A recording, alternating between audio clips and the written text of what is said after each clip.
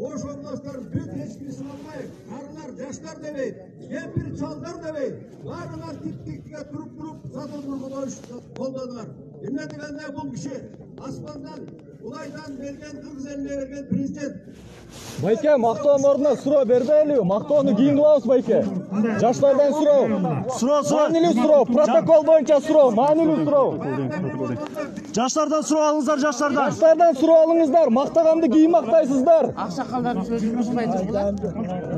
Мындай кылгыла. Мындай кылгыла. Бүтөлү уже суроо көбөйүп кетти. Акыркы sıra, уруксат болсо Садыр Нуркожоевич, акыркы sıra. Микрофон. Микрофонлар бұғылады.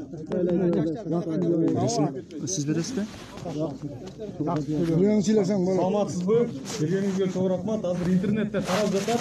Айрыкча тажик басылмалар тарап жатат. Борук боюнча 24-27 жылкы протокол боюнча келишим болуптур деп. Ушул келишимдин ал жакта Ворух Анклав эмес экен. Дейлеке бул таптакыр пайдасы жок. Бул айтылып жаткан сөздөр канчалык чындык? Кыргызстан тарап протоколду качан жарыялайт?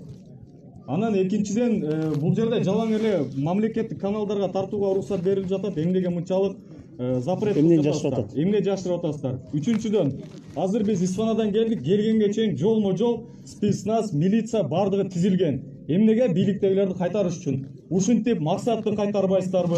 Ушинтип арканы кайтарбайсыздарбы? Ушинтип арканы анан да кошумчалап азыр ызычуу болгон жерлерде эле сиздер билип калдыңыздар, балким бул жакта Тажикстан менен чектешкен ак суу айылдары бар, андан ары көп таш айылдары бар. Ошолордун баарын да эске алсаңыздар, чоң рахмат. Протокол боюнча. Берин, элге берип коюң. Тажикстандын официалдуу бийлиги эч качан азыр Борух Анклав эмес деп айта элек.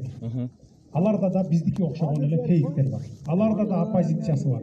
Аларда да ошондой бударажд эткен күчтөрү бар. Мынакей көчөгүн эле сүйлөштү.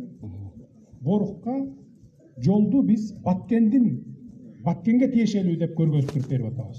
Кыргызстандыкы деп. Тоонун түбүнөн 3 километр, 2 километр 900 метрден